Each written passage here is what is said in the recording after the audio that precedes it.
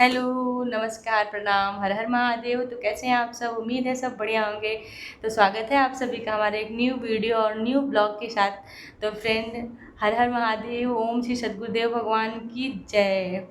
तो फ्रेंड, जैसे कल के वीडियो परसों के वीडियो में हमें प्यार इतना ज़्यादा सपोर्ट मिला था, इतना ज़्यादा कमेंट आया था और हमारी वीडियो पे किसी वीडियो पे 30 लाइक नहीं होता था, मगर हमारे गुरु महाराज की कृपा की वजह से, हमारे प्रभु की कृपा की वजह से कल हमारे वीडियो पे 30 लाइक हुआ। तो उम्मीद है आज आज भी 30 ही लाइक होगा, 30 से कम नहीं होगा। आप सब वीडियो को देखें और शेयर करें और हमारे चैनल को सब्सक्राइब करें। बहुत लोग हैं जो है वीडियो देखते हैं, शॉर्ट वीडियो वगैरह कुछ नहीं रखा है। शॉर्ट वीडियो में कुछ भी देखें, भक्ति भावना वाला देखें, अच्छा देखें, अच्छा सोचें। आप सब अच्छा देखेंगे तभी परिवार में लोग अच्छे से जो है देखेंगे, परिवार में अच्छा रहेंगे। तो मैं कुछ बोल नहीं पाती हूँ और थोड़ा गड़बड़ हो जाती हूँ बोलने में, तो उसके लिए सॉरी। और एक भैया हैं जो मुझे कल कमेंट किए थे कि बहन हिंदी थोड़ा सही से पढ़ो। तो भैया मैं हिंदी थोड़ा गड़बड़ा के पढ़ देती हूँ, इसमें थोड़ा थोड़ा संस्कृत भी लिखा हुआ है जो मैं पढ़ नहीं पाती हूँ। उसके लिए मैं क्षमा याचना मांग रही हूँ आपसे। मुझे माफ़ करें अगर मैं ऐसा कोई गलत वर्ड या गलत शब्द बोल दे रही हूँ तो फ्रेंड, सबकी ओम जय सद्गुरुदेव गुरु भगवान की जय। तो चलिए स्टार्ट करते हैं ब्लॉग, नहीं तो फिर से चैप्टर ये ख़त्म नहीं हो पाएगा। कल मैं इस चैप्टर को पूरा पढ़ी थी और ये आज इस चैप्टर को पढ़ूंगी, जिसमें कल बताए थे कि दुर्योधन जो है, मोह रूपी दुर्योधन अपने विजाति जैसे कि लड़ने जाते हैं सेना से, तो अपने सेना को गिनाए कि हमारे पास इतने इतने सेना है। तो आज उसके बाद का पढ़ूंगी और सुनिएगा, लास्ट तक वीडियो में बने रहिएगा। और जो जो यूपी और से देख रहा है मुझे, मिर्ज़ापुर ज़िले से और यूपी से, तो कमेंट ज़रूर करें और हमारे गुरु महाराज के दरबार में ज़रूर आएँ। आप सबसे हाथ जोड़ के निवेदन है, ऐसी जगह पे हमेशा जाना चाहिए जहाँ पे गुरुओं का, जहाँ संतों का एकदम शांत स्वभाव इतना अच्छा लगता है। वहाँ पे छोटे छोटे बच्चों को भी लेके जाना चाहिए। हम तो कहते हैं जिसके घर में छोटे बच्चे हैं या बड़े बहन हैं, सबको लेके जाइए आप सब महाराज जी के आश्रम में। इतना शांति प्रदान होगा, इतना अच्छा लगेगा। जब रहेंगे तब तो नहीं समझ में आएगा, जब वहाँ से आएंगे तो खुद अपने आप ऐसा लगेगा कि हाँ यार, कहीं गए थे हम, कहीं स्वर्ग में गए थे। तो वहाँ इतना नेगेटिव वाइब मिलता है, हमको तो बहुत अच्छा लगता है। हम भी जब भी जाएंगे तो आप सबको बताएंगे। आप सब भी चलिएगा हमारे महाराज जी के दरबार में, हमारे भगवान के दरबार में। देखिए बैठ के देख रहे हैं, आशीर्वाद दे रहे हैं सभी को, सभी को आशीर्वाद हमारे महाराज जी दे रहे हैं। सबके ऊपर आशीर्वाद बरसाए हमारे गुरु महाराज, जैसे हमारे ऊपर बरसाए हैं। चलिए शुरू करते हैं।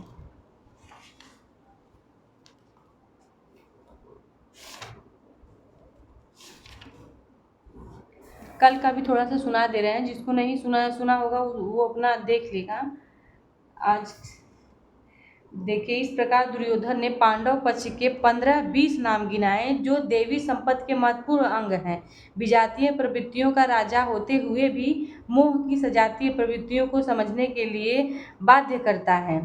दुर्योधन अपना पक्ष संक्षेप में कहता है कि यदि कोई बाहर युद्ध होता तो अपनी फौज बढ़ा चढ़ाकर गिनाता। विकार कम गिनाए गए क्योंकि उन पर विजय पाना है।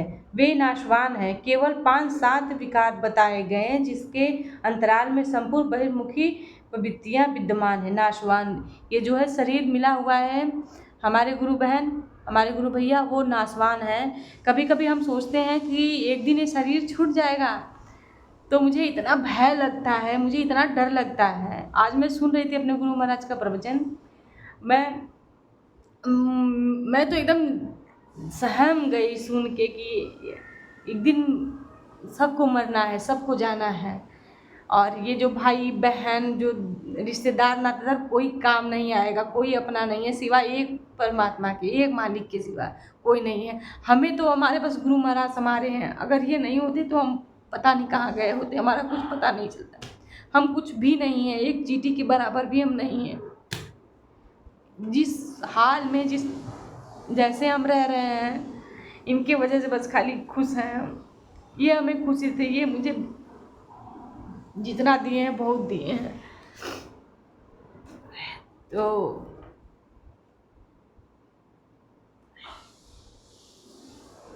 सॉरी, भावुक हो गई। आप सुनाते हैं आप सबको।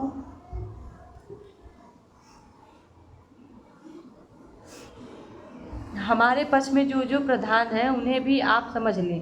आपको जानने के लिए मेरी सेना के जो जो नायक हैं उनको कहता हूँ। ब्रह्म युद्ध में सेनापति के लिए द्विजोतम संबोध असामयिक है। प्रस्तुत गीता में अंतराल की दो प्रवृत्तियों का संघर्ष है, जिसमें दैवी का आचरण ही दृढ़ है। दैवी का आचरण ही दृढ़ है।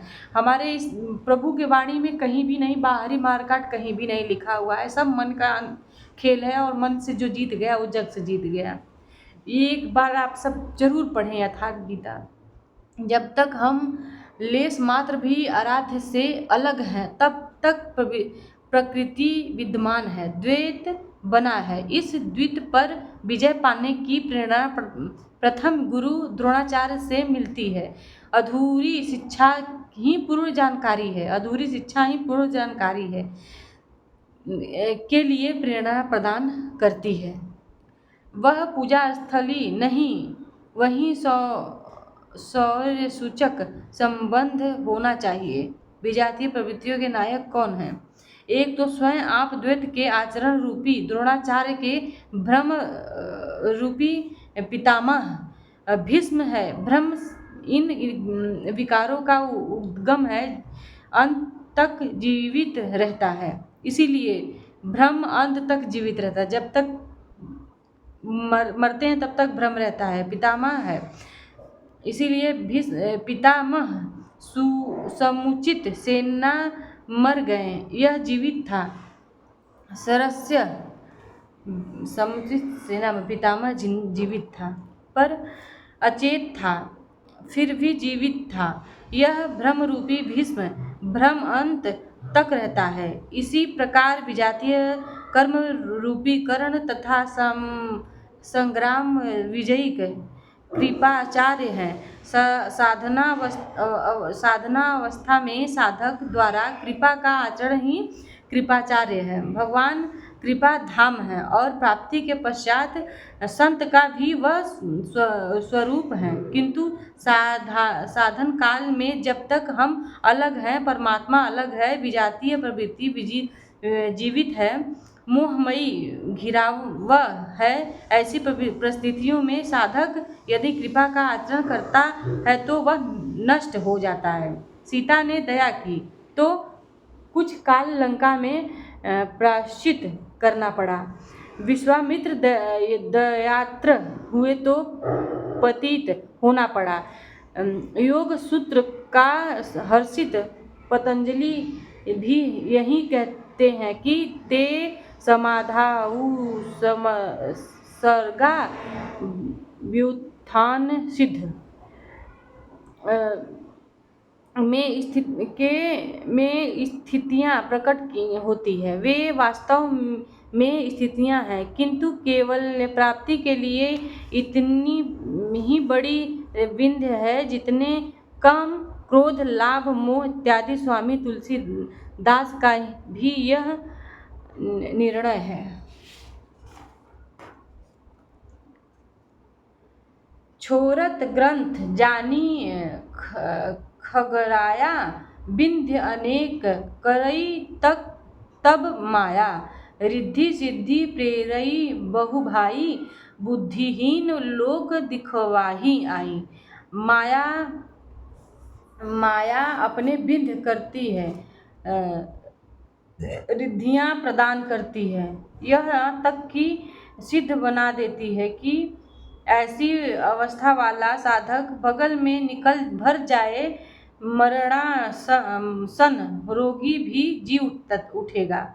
वह भले ही ठीक हो जाए, किंतु साधक उसे अपनी देन मान बैठे तो नष्ट हो जाएगा। एक योगी ही स्थान पर हजारों रोगी घेर ले, भजन चिंतन का क्रम अवरुद्ध हो जाएगा और उधर बहकते बहकते प्रकृति का बाहुल्य हो जाएगा। यदि लक्ष्य दूर है और साधक कृपा करता है तो कृपा का अनेक आचरण ही समुचित सेना को जीत लेगा। इसीलिए साधक को पूर्ति पर्यंत इससे संतर्गत रहना चाहिए। दया बिनु संत कसाई, दया करी तो आफत आई। दया बिन संत कसाई, दया करी तो आफत आई। लेकिन अधूरी अवस्था में यह विजातीय प्रवृत्ति का दुर्सय योधन।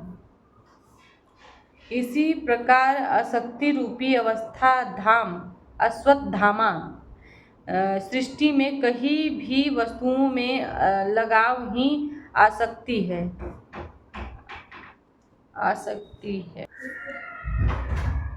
तो और जो है कल सुनाएंगे आप सबको। राधे राधे। ओम जय सद्गुरुदेव भगवान की जय। हर हर महादेव।